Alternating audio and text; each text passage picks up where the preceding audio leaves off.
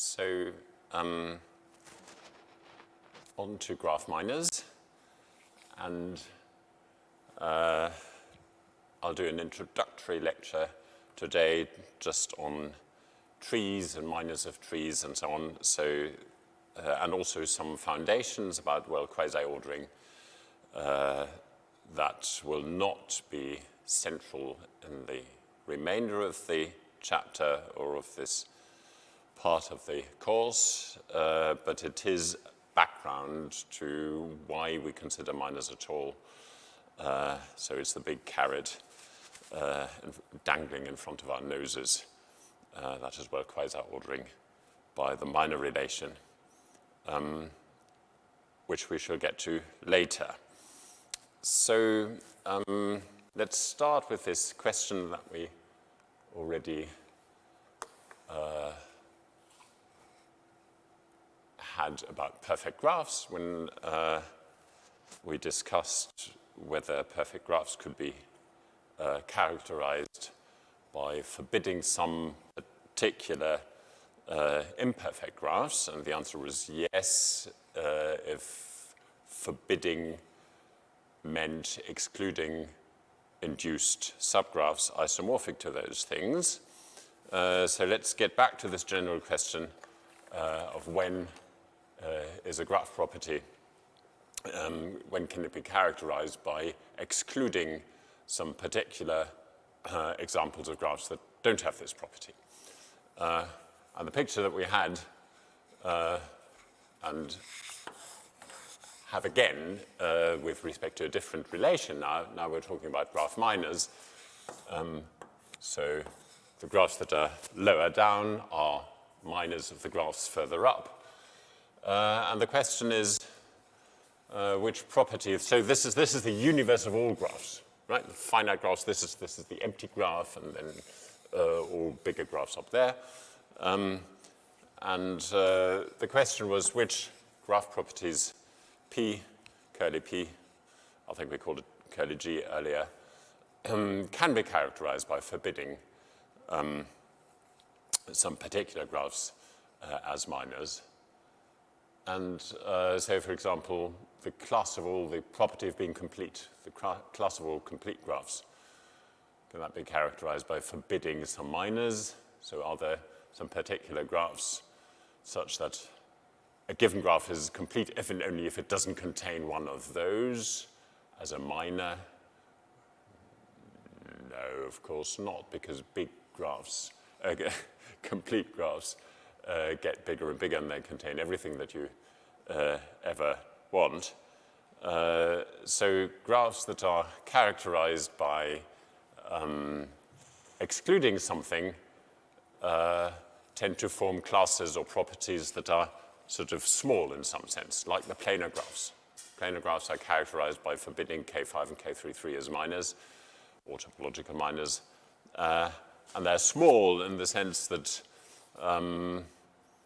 some graphs are too dense to fit in the plane, and smaller graphs than graphs that do fit in the plane will still fit in the plane. So the criterion is that a class that we want to characterize by forbidding some other graphs has to be closed under the relation we're considering. Okay, and then a graph has this property if and only if it doesn't contain, as a minor in this case, any graph that doesn't have this property. It's trivial, because if it has the property, then it can't contain one that doesn't, because it's closed under this relation. And if it doesn't have the property, well, then it's up there itself. So it certainly contains something up there. And in fact, it contains something minimal in there, because if it doesn't have this property, then we can make it minimal with the property of not having that property. And then we'll arrive at something that is minimal in this complement of this property P. And the reason we can do that is that the graphs we're considering here are finite.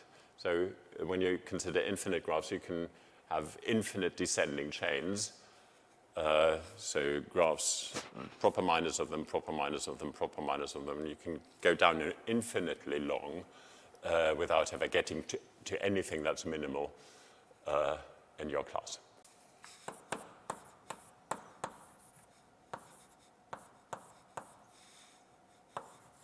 These are the minimal ones up there, form of curly H is the class we want to characterize. And notice that the elements that are minimal up there form an antichain with respect to this relation. Right? Antichain is a set or class or whatever of things partially ordered by this chain that are pairwise incomparable. Right? And if you have a graph that is minimal with respect to not lying in this class curly P, and you have another one that's also minimal, then obviously, well, not quite obviously, then they can't be related by the minor relation, by the relation we're considering. And the reason is that this cannot be strictly smaller than that, because then that wouldn't be minimal, which it is by definition. Then it would be the same, and then I wouldn't have drawn two dots there. And sometimes we call the class of minimal graphs that don't have our favorite property the Kuratowski class or Kuratowski set for that property. Right, on to graph minors, and there's the big graph minor theorem due to Robertson and Seymour, proved in over 20 papers starting sometime in the 1980s. It's a big thing. And the theorem in one version says simply that every minor antichain of finite graphs is finite. Right? You can't have an infinite antichain of finite graphs with respect to the graph-minor relation. In particular, then, if you have any graph property that is closed under taking minors, then the Kuratowski set for that property is going to be finite. Right? And a theorem of the type this or that graph property, closed under taking minors, is form of the following 25 graphs is called an excluded-minor theorem. So planarity is a property that's closed under taking minors, and Kuratowski's theorem is an excluded-minor theorem in this jargon. So when Robertson and Seymour had, I think, got quite far in proving the graph-minor theorem, not finished at all, but a long way on the way, there was a big conference somewhere in Canada about graph minors, and that was the last conference, I think, that Klaus Wagner attended. He was 80 or over 80, and he has been credited with conjecturing that. He denies that. So he says, no, if anything, I would have conjectured the opposite. And I think that Marder, Wagner's student, did in fact conjecture this. He hinted at that when I spoke to him some years ago, and he's also dead now, as of course is Wagner himself. Anyway, so whose conjecture this may be, it's now a theorem, and it has this corollary that any Kuratowski set for a class of graph that is closed under taking minors is finite. So at that conference, I remember the first day we all went out for lunch, and we got to a little restaurant there, and it had a big sign in the window saying minors excluded. So I don't know whether they had been tipped off or whether that was a coincidence. I don't think they'd been tipped off. That was funny. Right, okay. A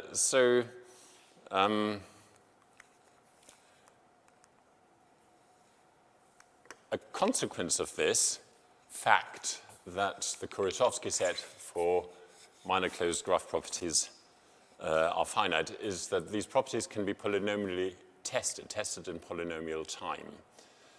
And that isn't quite trivial. You only have to test for the presence of finitely many graphs as minors in your given graph, which sort of looks easy because if you have to test, say, for one graph, if you have to test for 17, that's the same thing, you just do it 17 times. If you test for one graph, well, it has certain vertices, and you have to, it's a constant number of vertices that this particular graph has, and you have to look for these branch sets. You have to check, is it possible to find in your given graph G some connected disjoint sets? When you contract those, you get a supergraph of your given excluded minor. And that sort of seems easy, but it is not easy because the branch sets are not bounded. You can't sort of obviously test for all the, I don't know, k subsets of your vertex set of the given graph and then check whether they conspire to form a forbidden minor, excluded minor or not. So it's non-trivial, but it's nonetheless true. And that is one of the most interesting corollaries of the graph minor theorem. And here are two examples. One example is embeddability in a given surface. So like Kuratowski's theorem for the plane, you take any closed surface, and then that's embeddability in that surface defined analogously to embeddability in the plane is a graph property that is closed under deletion and contraction. Why is that? Well, deletion, obviously, if you have embedded some graph in a surface, then you can delete a vertex or delete an edge, and the rest is still embedded in that surface. But you can also contract. So if you have an edge nicely embedded in the surface, and then you can contract that edge and get an embedding of the minor obtained by just contracting this one edge in that same surface. Well, that needs a little bit of elementary topology to prove, but it's easy, and it means that embeddability in any given surface is closed under taking minors. And therefore, it can be tested by some polynomially bounded algorithm, polynomial time algorithm. So for every surface, there's an algorithm and a polynomial bound on how long it takes, a polynomial in the order of the graph that you're testing for embeddability in that surface. So that's a corollary. And there's an even more stunning corollary, knotless embeddability in 3 space. So you can embed any finite graph, infinite 2, if it's not too big, and any finite graph in 3-dimensional Euclidean space. That's not hard. You just put the vertices anywhere, and then you just join them up by the edges without crossing another edge. You can also give an explicit way of placing these vertices and edges easily, so that's all easy. But the question whether you can do that without creating a non-trivial knot by your embeddings of the cycles in that graph is not so easy. So the graph has lots of cycles. You embed the entire graph in 3 space, And then when you look at one of these cycles, it could be that the cycle forms a non-trivial knot. There are various definitions of what knots are and what it means for a knot to be non-trivial, but whichever precise definition you use, the fact that being knotlessly embedded is closed under minors is plausible. So knotlessly embedded graphs take a minor will become knotlessly embedded minors, and therefore knotless embeddability can be tested for in polynomial time. And that is big news because there wasn't, at the time when this theorem appeared, any algorithm at all to test for knotless embeddability of graphs. So this was a problem not known to be decidable at the time, and now suddenly, in the hierarchy of complexity, it dropped down from being possibly undecidable all the way down to having a polynomial decision algorithm. In fact, at the time they proved that theorem, it was a cubic algorithm that's since been improved further. So that was big, big news.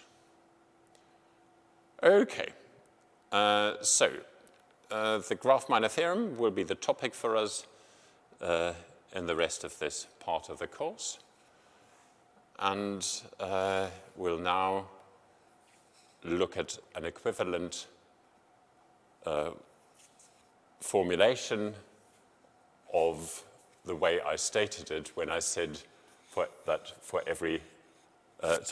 when I said that every antichain with respect to minors, antichain of finite graphs must be finite. That's one way to phrase it.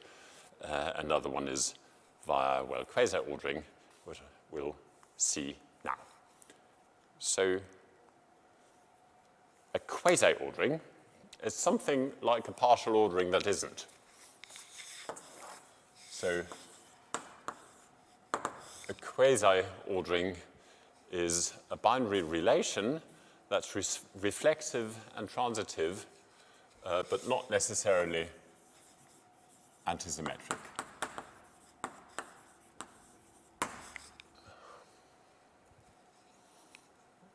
Okay, so can you think of examples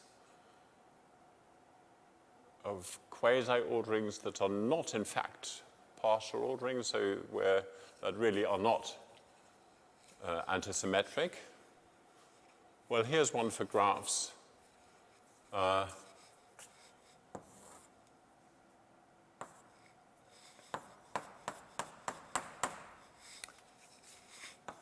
That's an infinite comb, right? You have an infinite path, and then that's called the spine of the comb, and then little teeth.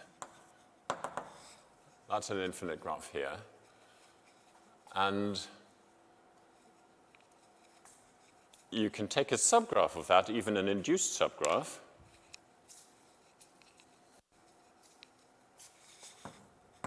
by deleting that vertex, that top vertex, and the edge incident with it. Right? And then you get another graph, a smaller graph, which is not isomorphic to the earlier one you started with. Why not? Because the earlier one had a vertex of degree 2, but if you delete that, the graph you get does not have a vertex of degree 2. So it's not the same graph, even up to isomorphism. It's properly smaller. But then you can delete this edge as well, and then you get the original graph back. So this is an example of antisymmetry failing. This is less than that. That is also less than this, but the two are not the same, right? Not even isomorphic.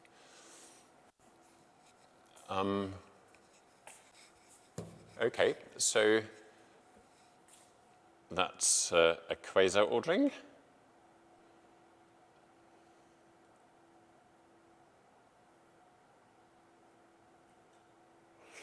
Yeah. So the usual thing that you do when you find yourself stuck with a quasi-ordering and you would really like a partial ordering is that you form equivalence classes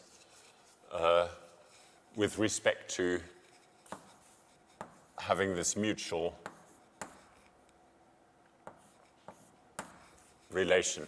So 2 points in your quasi-ordered set are declared equivalent if each is less than the other. Right? And that's clearly an equivalence relation. And then you have a natural partial ordering between these classes defined as follows. If you pick any vertex in, any element in one and any element in the other, if this is less than that, then you declare this class to be less than that class. Right, so you factor out these equivalence classes, if you like. And that's well defined, because if I had picked this one instead of that, well, then this would also be less than that, because it's less than this, and this is less than that, and so on. So it's well defined. And now you do get a partial ordering, because you can't have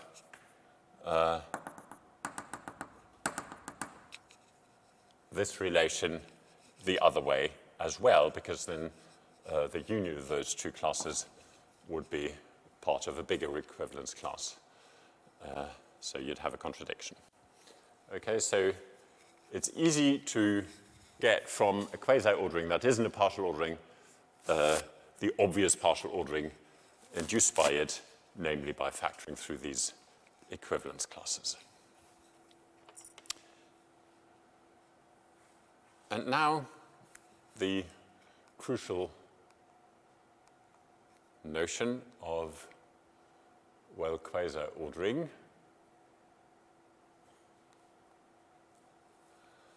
That's a funny definition. It's really a bit strange. So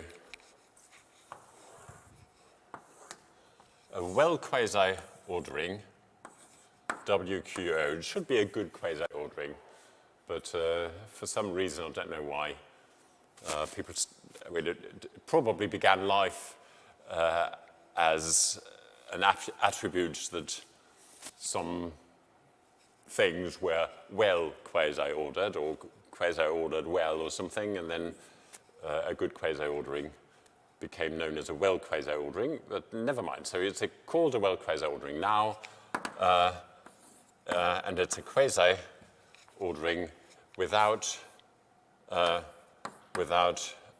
bad sequences. So I have to tell you what a bad sequence is. A good pair in a sequence. So you have a sequence of elements, and if you have 2 elements there such that the earlier one is at most the later one, then these 2 form a good pair. Right, once more. Take any sequence in your quasi-ordered set. If in that sequence you can find an earlier element and a later element such that the earlier element is at most the later element in your ordering, then that's called a good pair. A good sequence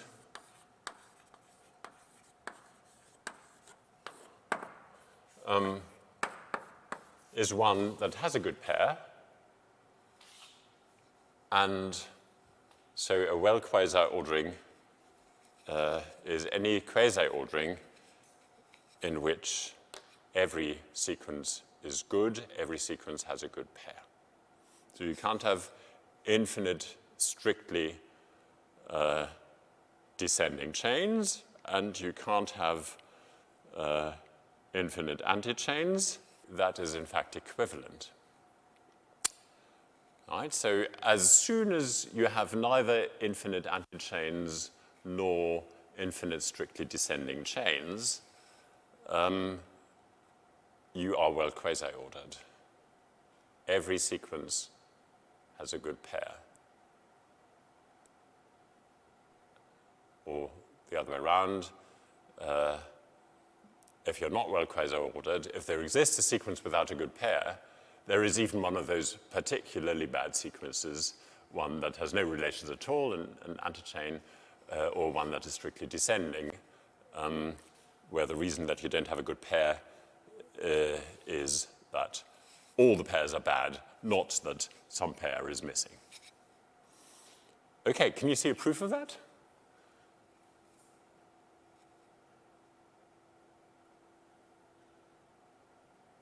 You're allowed to apply theorems.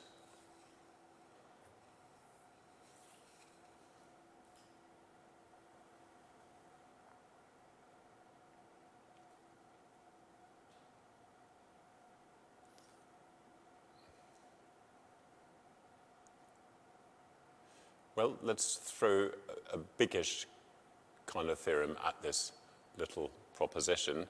You can prove it directly, and it's not hard to prove directly, but we can kill it with a single application of a very standard theorem. That's Ramsey's theorem.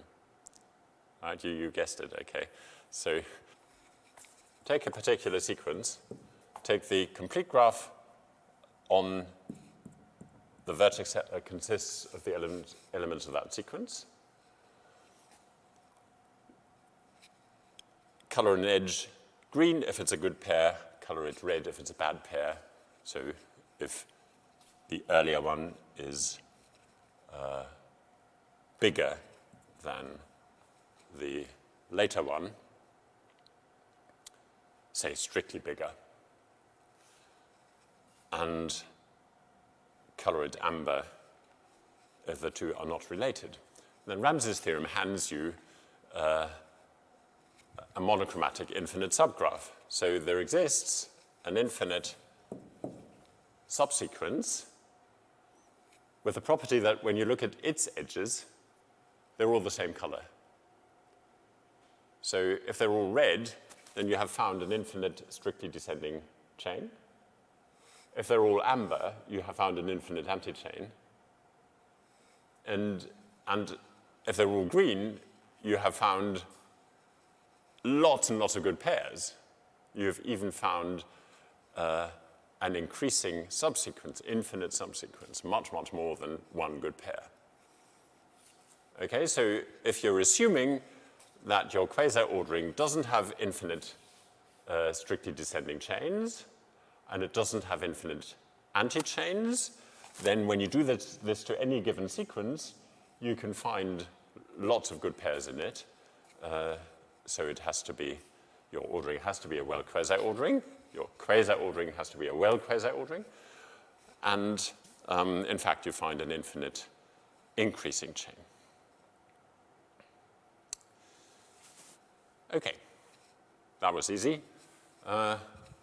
Onto something still easy. And this is we want to port the property of being well quasi-ordered from a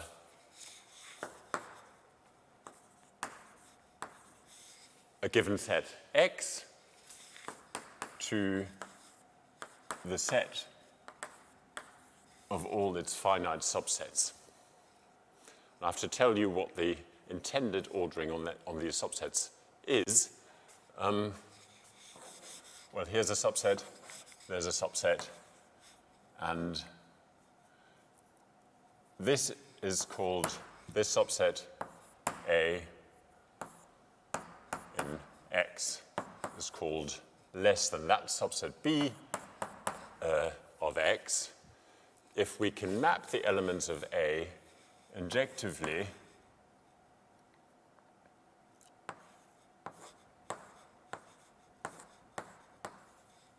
to B, we don't have to hit all the elements of B. It doesn't have to be surjective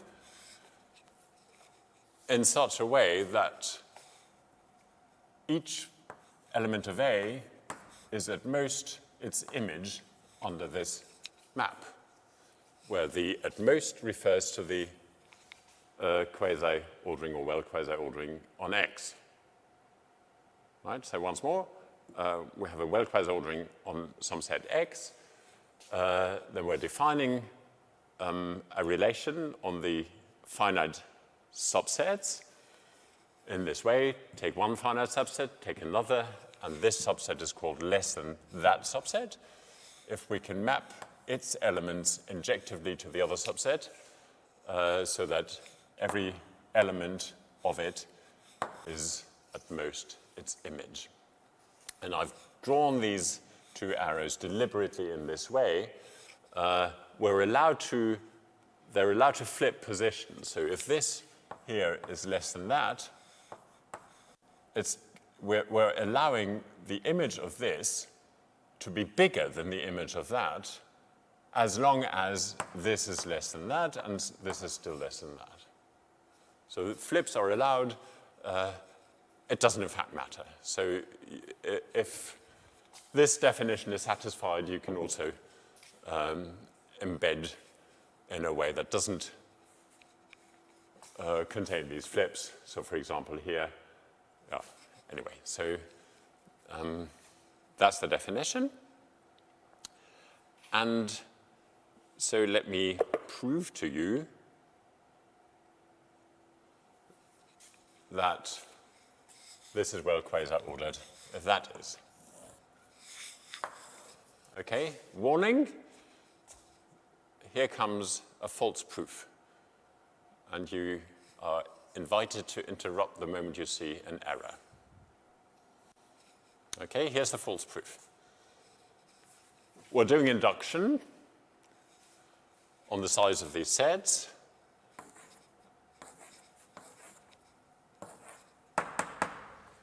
And we give ourselves a sequence, and we want to find a good pair. Now, pick an element in each of those sets.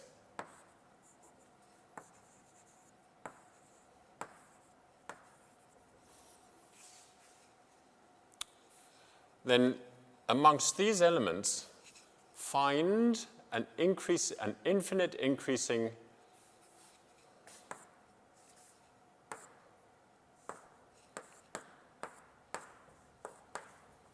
subsequence. And remember that exists by Ramsey. Right, we had that earlier. And then just look. So this, and so on. That's an infinite increasing set.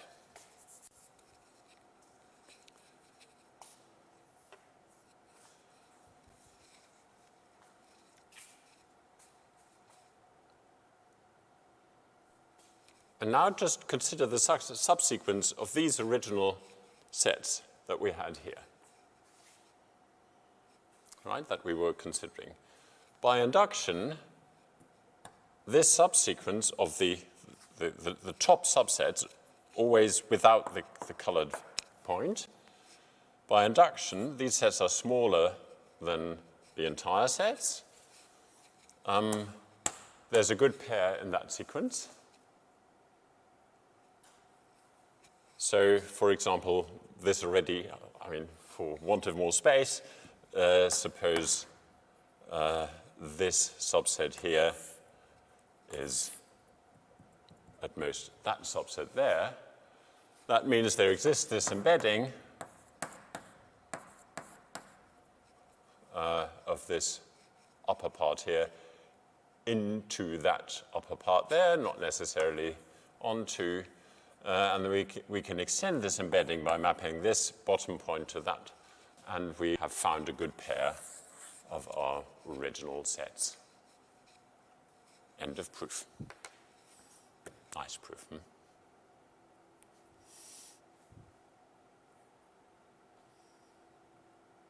So where did I cheat?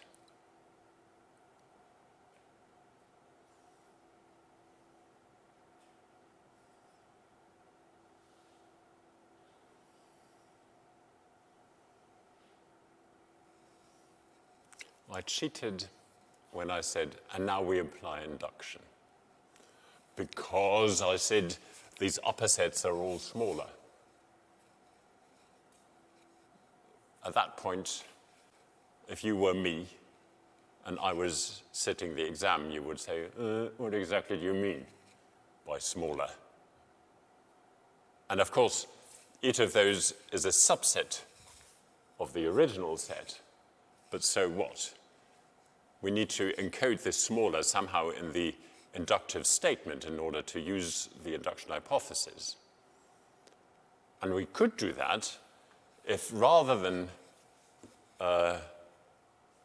allowing all finite subsets of X, we had just allowed those of size, of bounded size up to some n, little n. Right, then indeed we could have said, well, we have all these sets of size at most n, then we delete the bottom points, and then we have lots of sets of size at most n minus 1. Right, and then we could indeed imply induction. But now we can't, just because we can't make it precise.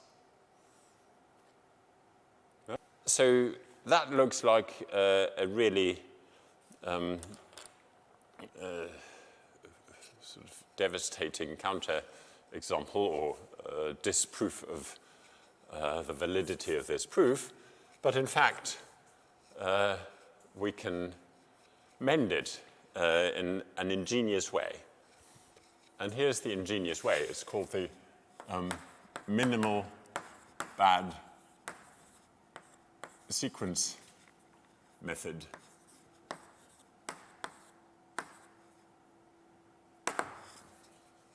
And we'll apply it more than once. So we want to show that the finite subsets of X are well quasi-ordered. So suppose not, then there's a bad sequence.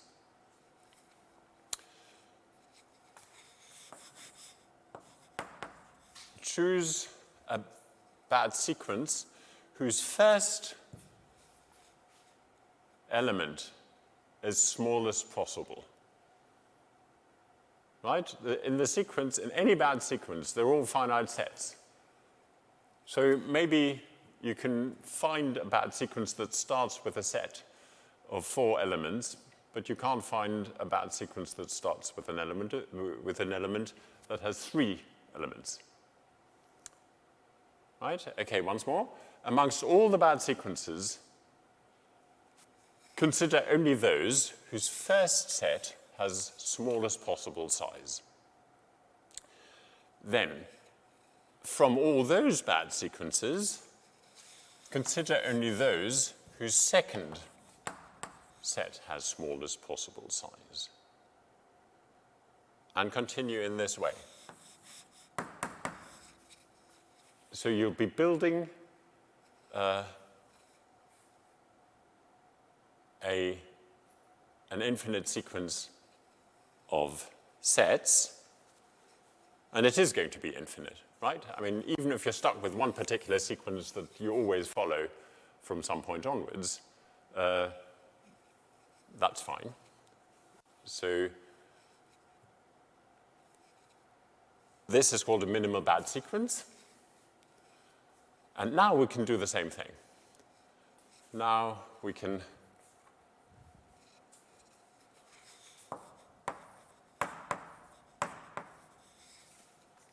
cut off the minimal elements, find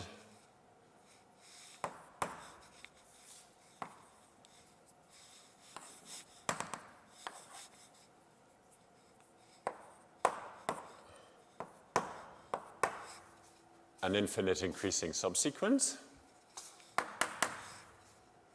of the chosen elements, of the minimal elements from these finite sets. So first of all, notice that the sequence we've picked here is indeed a bad sequence. Right? We can't have a good pair of AI and AJ because they appear as the initial segment of some bad sequence that we're still considering at that time. So they can't be a good pair. So that is indeed a bad sequence. And also, we can pick these yellow points. That's something I glossed over and where you might have interrupted, because these can't be empty. Right? So the AI cannot be empty. If we had an AI that was empty, it would be less than the next AI plus 1, according to our definition. We can always embed the empty set in anything in that way. So we can, in fact, select these yellow elements. So here's our infinite increasing sequence of yellow points. And now consider the following sequence. Up to, but excluding the first element of the good yellow sequence, you take all the entire set's AI, and from there onwards, you follow just these A's here and always take the upper part. Okay, is the sequence clear? I'm defining one sequence. Here's my first element of the infinite increasing sequence of yellow points. Up to there, strictly before, my sequence that I'm defining contains all the AI. And then from there onwards, we just take the AJs that sit above the chosen yellow points. Nothing in between. Okay, that's one infinite sequence. And it's a good sequence by the minimality of this AI here. Right? This AI had smallest size with a property that some bad sequence begins with all these and then a set of that size. So this set that is in our sequence now is smaller. So this entire sequence, whatever it looks like there, must be a good sequence. Okay. So it has a good pair. If it has a good pair somewhere in the early section, well, that's the kind of pair that we want, right? We want our original sequence of AIs to be good, so we want to find a good pair in that sequence. If the good pair of the blue sequence is not found in here, but it has the first element here and the second up there,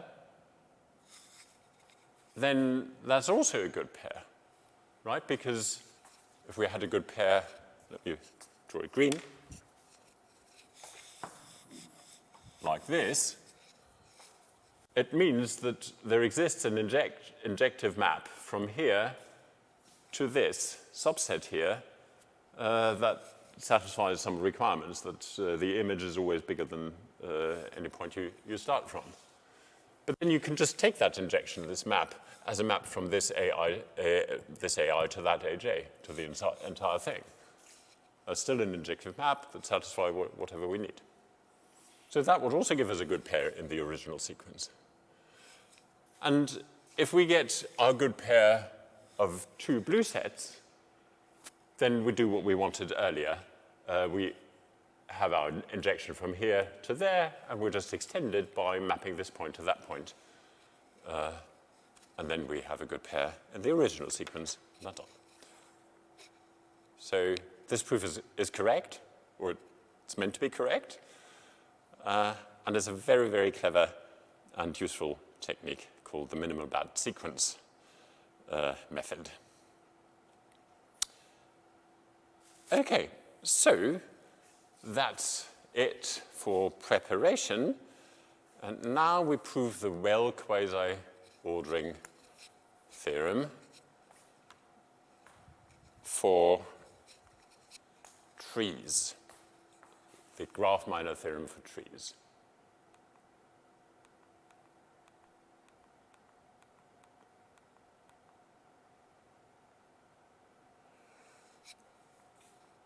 And in fact, we'll prove something slightly stronger.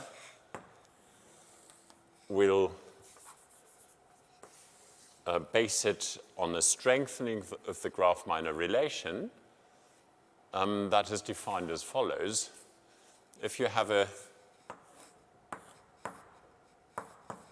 tree here, T1,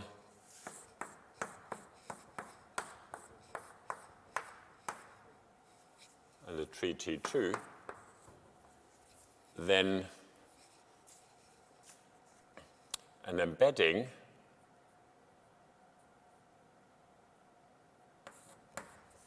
is a map from the vertices of the first tree to some vertices of the other tree that respects the tree order. Remember the tree order? So this vertex is less than that vertex if it lies on the path, on the unique path from the root to that vertex. So this is about rooted trees. And if we apply it later to a given infinite sequence of trees and want to find a good pair, we just pick a root in each tree. So this stronger relation that I'm going to define now is for rooted trees, and this is called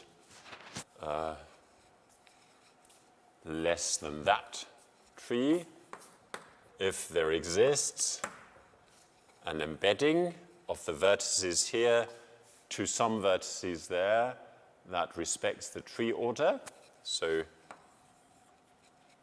if this vertex is less than that, it has to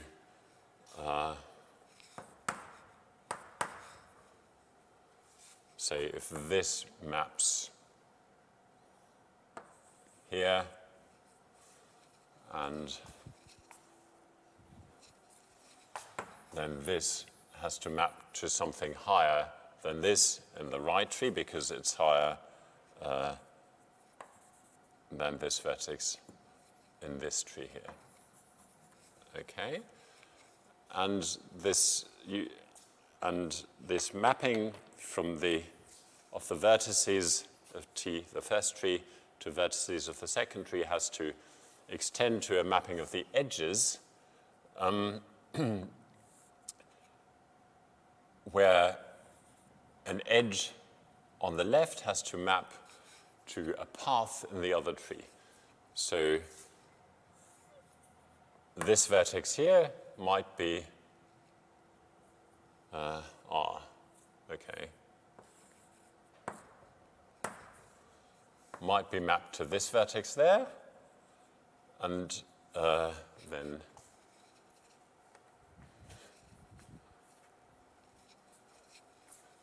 this edge here would map to this edge, but this next edge would map to this path. So that's allowed as well.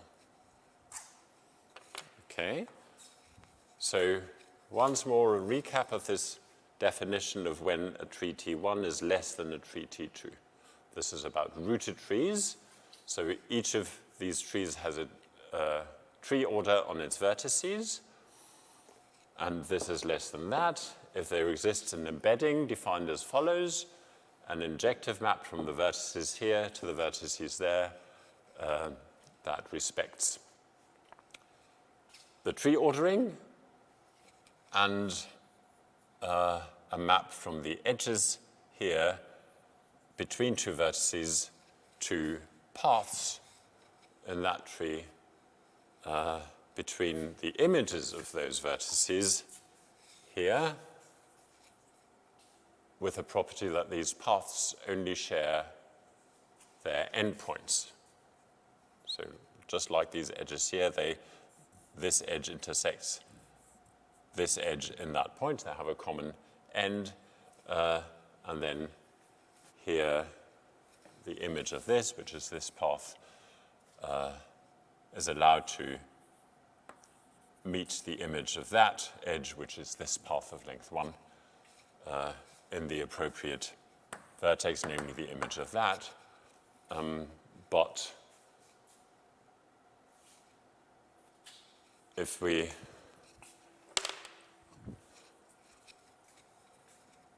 wanted to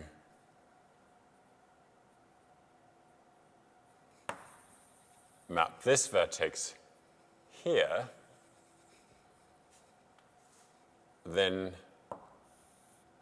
this yellow edge from the image of that vertex here to here would be the unique path in there, and that would intersect the image of this red edge in a way that will be disallowed. Okay, so that's the embedding of trees that we're going to work with. And we're going to show that the rooted trees, the finite rooted trees, it's also true for infinite, and that's a really big theorem with a very nice proof. But the finite trees are well quasi-ordered under this relation. Finite rooted trees. Questions about this definition? No. I took a long time explaining it, but it's the obvious thing. Yeah. Okay then, the plan is to apply the infinite band sequence method to these trees.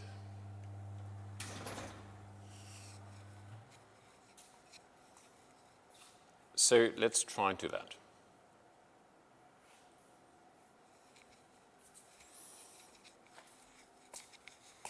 So we're implying induction implicitly by constructing a minimum band sequence and then finding a contradiction. So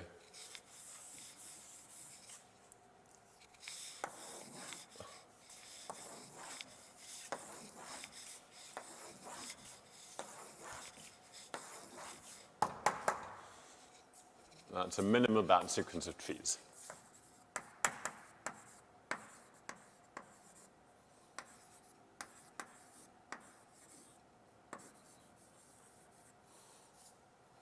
Each with a root.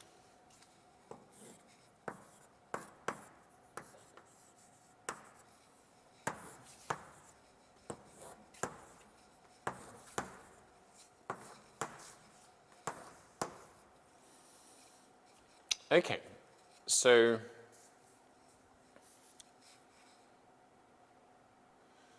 we chop off the root in each of these trees. What does that land us with? Well, if you delete the root might have degree 1, but it might have bigger degree. So the root has some upper neighbors in its tree, and you get a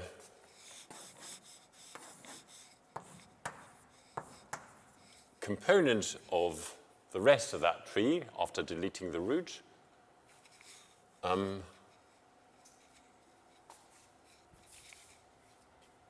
Of subtrees, and these component subtrees get a root, and I declare their root to be the neighbor of that root.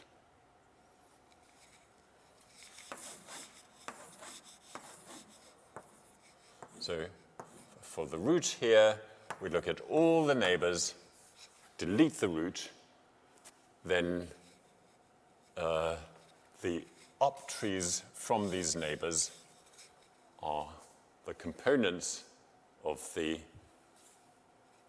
subgraph that we're getting by deleting that root. And I give these component trees as roots, the neighbors of the original root here.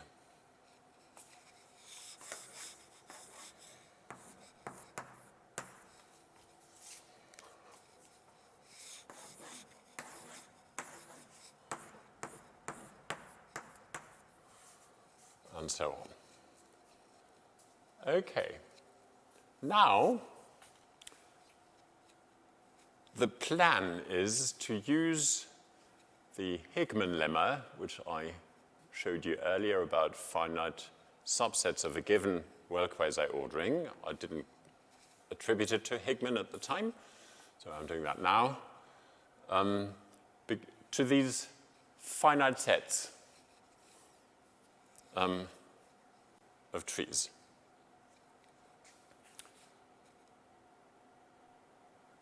That will take a little bit of work, not very much, but a little bit. But suppose we manage to do that. Suppose we can show that the sets of these trees here are well quasi-ordered under the induced embedding. So what does that mean? In order for this set of two trees to be less than this set of three trees, we have to be able to map its elements to elements there injectively by the embedding that we have for trees. So this tree would, say, map to this, which means that this root is going to be embedded somewhere there, and the rest of this tree is somewhere higher than that root, the image of that root. And this would be, say, embedded in here, somewhere up there. So since we have a notion of embedding between single trees, rooted trees, we have a derived notion of embedding between finite sets of finite rooted trees, defined as earlier for any finite subsets of a given quasi-ordered set big X. Okay, so suppose we'll manage to show that the sequence of these finite sets of trees has a good pair. Then, say, if this set and this set form a good pair,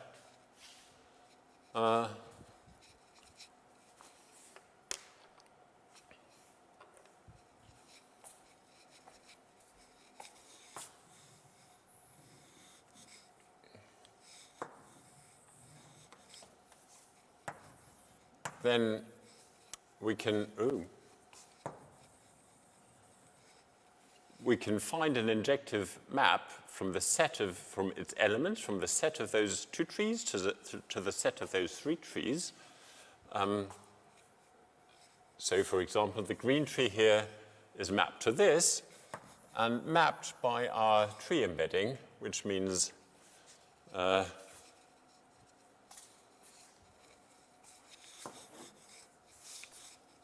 this has an image possibly with edges subdivided as earlier, somewhere up here. And likewise for that, so this maps to somewhere up there. Okay, that's the definition of a good pair of our sequence of sets of finite trees. And if we have that, we can, in addition, map this root here to that root and extend the embeddings.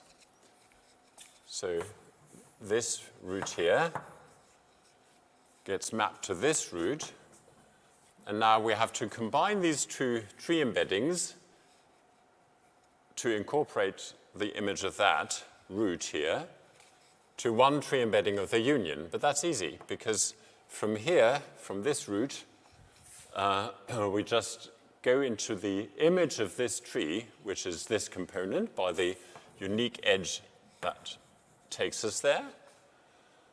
And since this tree embedding from the green tree here into that tree, white tree here, preserved the tree ordering. The image of the green root is the lowest element of the image of the entire green tree, so we can find a path from the root here, which is the very lowest element of the white tree, to the lowest element of the green image. And similarly on the right, we'll just go into the target tree, into which this orange tree here has been embedded, and find our way up to the image of the root there, which is up here. And lo and behold, we have embedded this entire tree here in this entire white tree there, and found a good pair in the original sequence with a contradiction to the assumption that it was a minimum bad sequence. Okay, so that works. If we can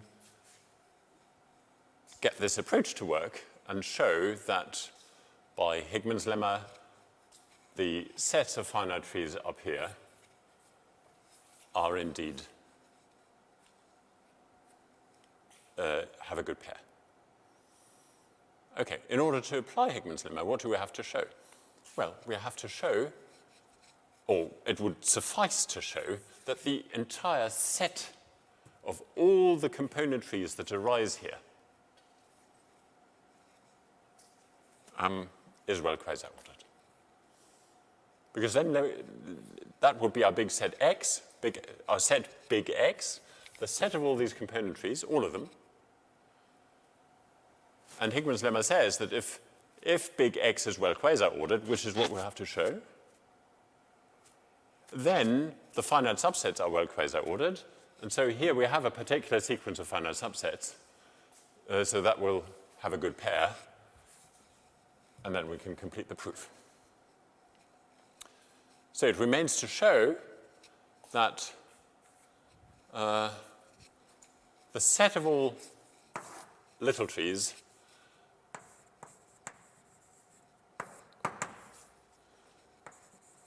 is well quasi-ordered.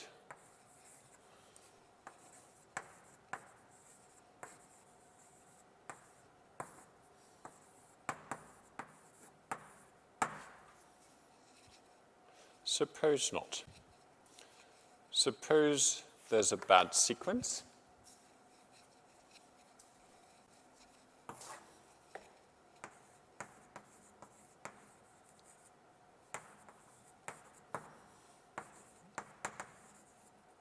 Pick a bad sequence.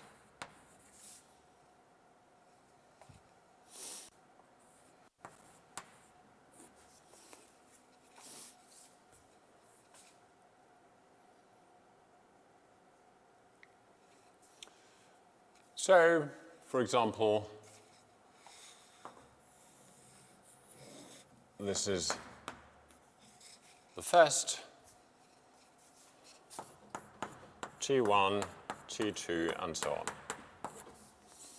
The first one, then maybe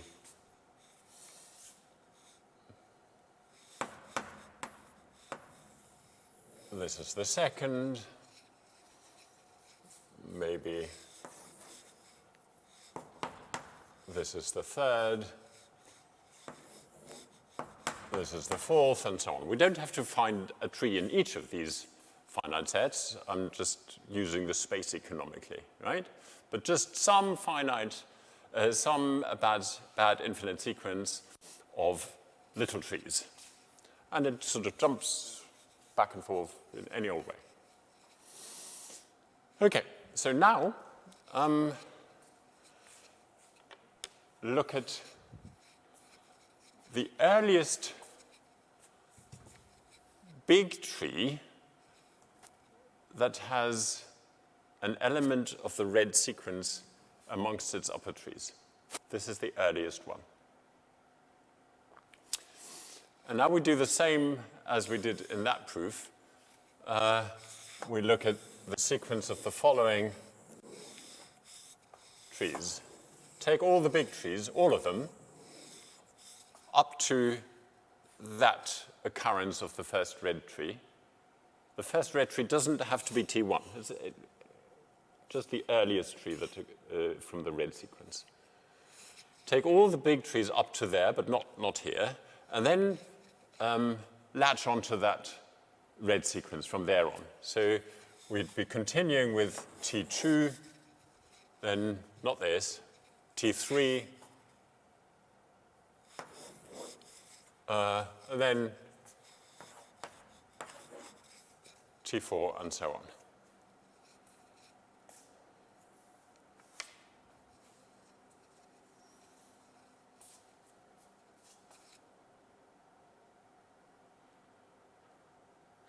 Okay, so now, is that a good sequence or a bad sequence? Well, it's a good sequence because the original sequence of white trees was minimally bad. So the sequence we just chose starts with this, and then instead of using this tree, it used something smaller up there, where smaller is just cardinality. These are finite trees. So whichever way the sequence continues now, it doesn't matter. It has to be good because just this up tree is smaller than the entire tree here. And the white trees were minimally bad. Okay, so that's a good sequence. And now, that means that we can find a good pair in it. Well, we can't find a good pair amongst the later elements because we latched onto the bad sequence here. So the red ones, the final segments of the red trees form a bad sequence. They don't contain a good pair, so we can't have a good pair there.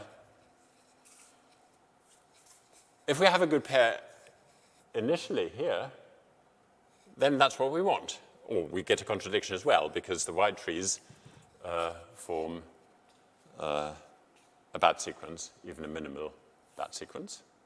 So we've got to get a contradiction too. And if the good pair consists of a blue tree here and one of the red trees there, then we also have a contradiction because this tree here embeds in this red tree up there. But that counts as an embedding of that tree in this white tree. Right? So the vertices of this tree have to map injectively to some vertices in there, for example, into this red tree, in a way that respects the tree ordering. Well, the tree ordering of this subtree is induced on this subset by the tree ordering of this tree. That's something you need to check. So it is the same. It complies with the requirement on the tree ordering of the between the vertex sets with respect to the original trees. And the condition on the edges is obviously the same. So once more we get a contradiction. And so that completes the proof of the graph-minor theorem for trees, which is Kruskal's theorem. Kruskal proved this. He's an American mathematician, I think in the 1950s, maybe I think 1960 is the official date. And the proof I showed you is not his original proof, but I think it's due to Nash-Williams, but based on this minimal bad sequence argument, which I think is also due to Nash-Williams. And Nash-Williams then went on to prove well-quasi-orderedness also for infinite trees later. Okay, so that's as much as I want to do today. We'll be talking about graph minors rather than tree minors from now on in this part of the course and get back to the graph minor theorem right at the end when I give you a very, very brief sketch of the 1,000 or so pages of proof of the graph minor theorem that all the graphs, the finite graphs, are well quasi-ordered under the graph minor relation in the very last lecture.